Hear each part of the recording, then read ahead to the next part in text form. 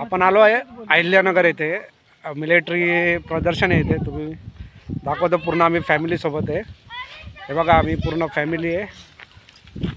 हे माझी मामी सासू वाईफ ही माझी मावशी बघू शकता तुम्ही सर्व मागे बघा मिलिटरी टँक आहे। तर हे बघू शकता आमची सगळी फॅमिली आली आहे मिलिटरी टँक म्युझियम बघायला। ही माझी मावशी माझी बहीण माझी वाईफ माझे मामा मामी। तर बघा बघू शकता तुम्ही समोर टँक आहे आणि हा मिलिटरीचा गेट आहे। आपण इथूनच आतमध्ये प्रवेश करणार आहे आता।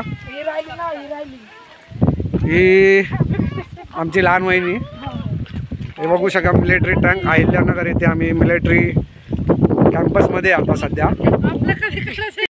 तर हा बघू शकता माझ्या मागे एंट्री गेट आहे। याच एंट्री गेटने आम्ही जाणार आहे आता आतमध्ये। हे जे मिलिटरी टँक बघताय तुम्ही समोर हे सगळे पूर्वीच्या काळी युद्धात वापरले गेलेले आहेत। हे ओरिजिनल सर्व टँक आहे जे पूर्वी जे युद्ध झालं होतं तर सगळे यूज झालेले टँक आहे ते पाहू शकता तुम्ही। आणि ही आमची फॅमिली पूर्ण चालली बघायला। बघा हे चिमणी घर आहे। हे बघू शकता मित्रांनो हे चिमणी घर आहे। हळू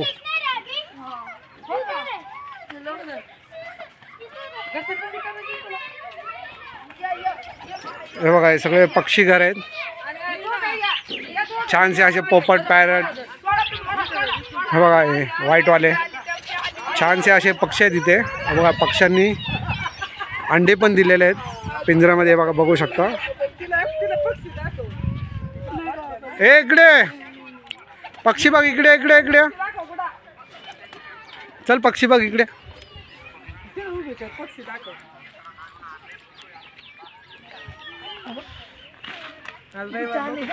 ते बघू शकता आतमध्ये पक्षी।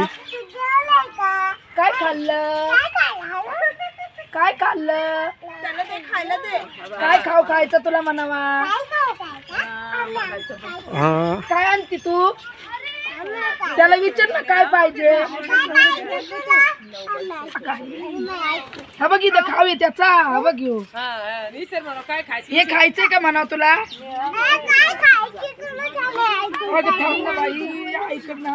माझ्या काय नाही काय आता डोकं चालवणार आहे आता बघितलं का। खूप असं सुंदर आहे बघण्यासारखं।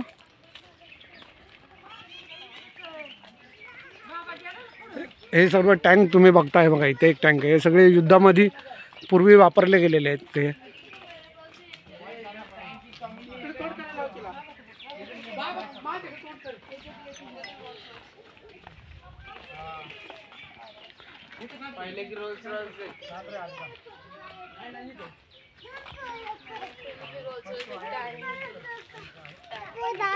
हे बघा रोल्स रॉयल्स पूर्वीच्या काळातली युद्धात वापरले गेलेली ही रोल्स रॉयल्स हे बघा।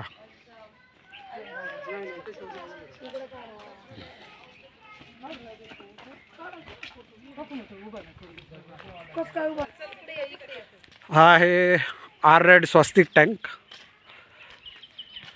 हा आहे आपलं कॉन्व्हेंटर।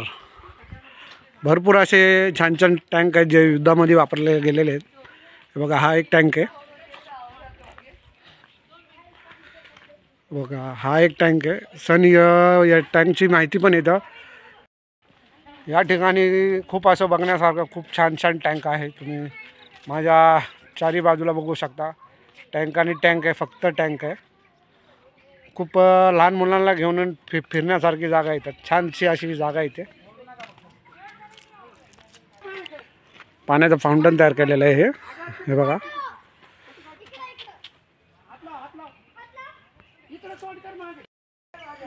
दुश्मनांच्या नाकी न आणणारे असे हे टँक आहेत सर्व जे आपल्या युद्धात वापरले गेलेले आहेत। हे समोर मागे बघू शकता माझ्या हा टँक आहे।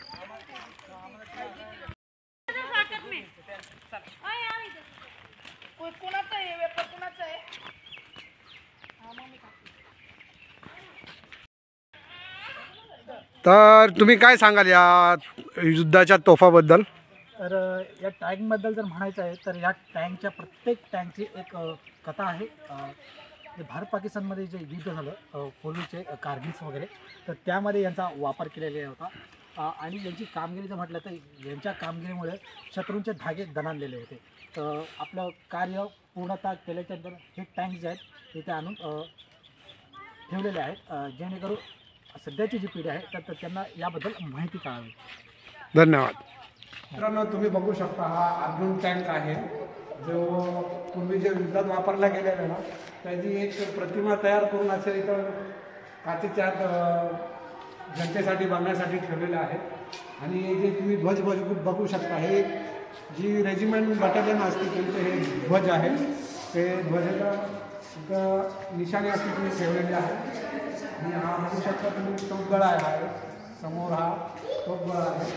आणि तुम्ही जे बोर्डावर बघू शकता प्रत्येक अशा जे रेजिमेंटची कामगिरी आहे, ज्यांनी आपल्या देशासाठी कामगिरी केलेली आहे त्या प्रत्येकाबद्दल जी माहिती आहे तिथं लिहिलेली आहे. आणि हा तुम्ही तेजस बघू शकता, तेजस 2002 जो युद्धामध्ये वापरला जातो त्याची एक प्रतिमा इथं तयार करून जनतेसाठी बघण्यासाठी ठेवलेली आहे. आणि ते मागे तुम्ही फिरून बघू शकता ज्या ज्या रेजिमेंटने आपल्या देशासाठी बलिदान दिलं आहे प्रत्येक सैनिकाचे इथं रेजिमेंट आणि नाव असं लिहिलेलं आहे प्रत्येकाचं.